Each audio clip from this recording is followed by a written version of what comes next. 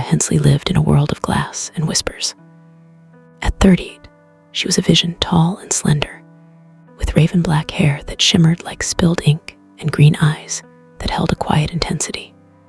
She and her husband, Owen, ran a small antique shop in the heart of Ashwood, a town nestled between rolling hills and forgotten forests. Owen was a craftsman, a man of calloused hands and warm smiles, who could coax life back into broken clocks and chipped porcelain. Their marriage was a tapestry of routine, comfortable, predictable, stitched together with years of shared silences and small kindnesses. But Clara, beneath her poised exterior, carried a restlessness that gnawed at her like a shadow she couldn't outrun. Before we jump in, real quick, most of you who enjoy these videos still haven't subscribed. If you're one of them, please take a second to hit that button. It helps with channel growth so much and means more than you know. And if you're already subscribed, thank you. Now, let's begin. Began with the mirror. Not one of the polished relics they sold, but a cracked, tarnished piece Owen brought home from an estate sale in late October. It was ornate, its frame carved with twisting vines, and it stood nearly as tall as Clara herself. A fixer-upper, Owen had said, grinning as he propped it against the living room wall. Thought you'd like the challenge. Clara traced the jagged split across its surface, feeling an odd pull, as if the glass were watching her. He didn't say it aloud, but the mirror unsettled her. Its reflection seemed to shift, catching angles of her face she didn't recognize. At night, she dreamed of it. Not the mirror as it was, but whole and gleaming, set in a room of velvet and candlelight.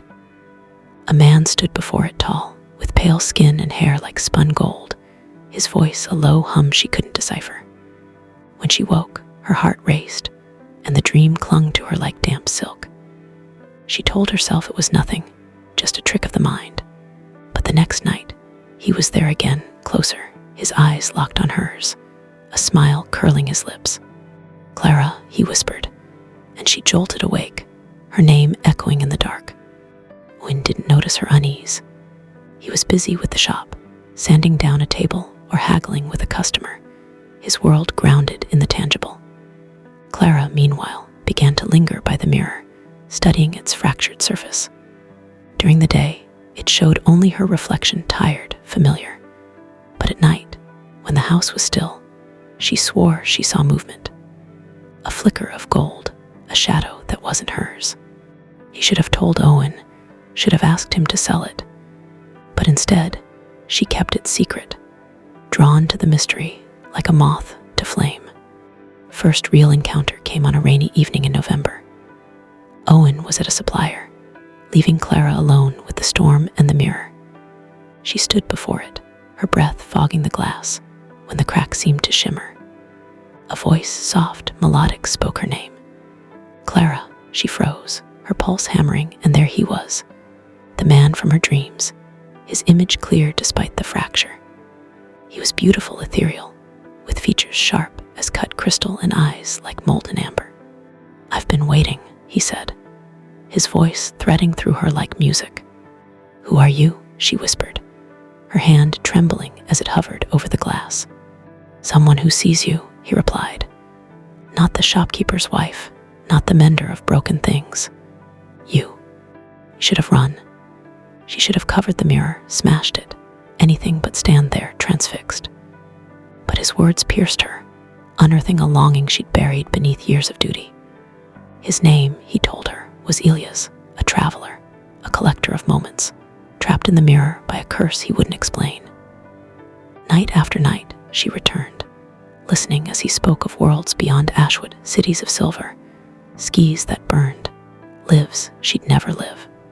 He didn't ask for her love, didn't demand her touch. He simply offered her a reflection of herself she'd forgotten existed. Owen began to notice her distance. "You're up late a lot," he said one morning, his brow creased as he poured coffee. "Everything okay?" She nodded, forcing a smile. "Just restless," she said, the lie tasting bitter. He accepted it, because Owen always accepted, his trust a weight she carried like a stone. The affair, for that's what it became, wasn't physical, not in the way most would define it. Clara never touched Elias, never felt his skin or breath. But she gave him her nights, her thoughts, her secrets. She'd sit by the mirror, whispering about her days, her fears, the girl she'd been before Ashwood tamed her.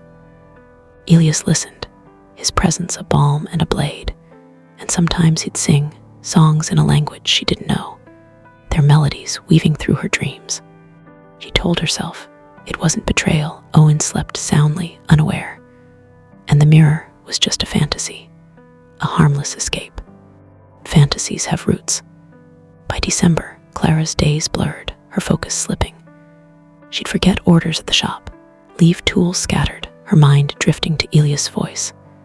Owen grew quieter, his smiles rarer. "You're not here anymore," he said one evening, his voice raw. "Where are you, Clara?" She flinched, guilt clawing at her, but she couldn't confess, not yet.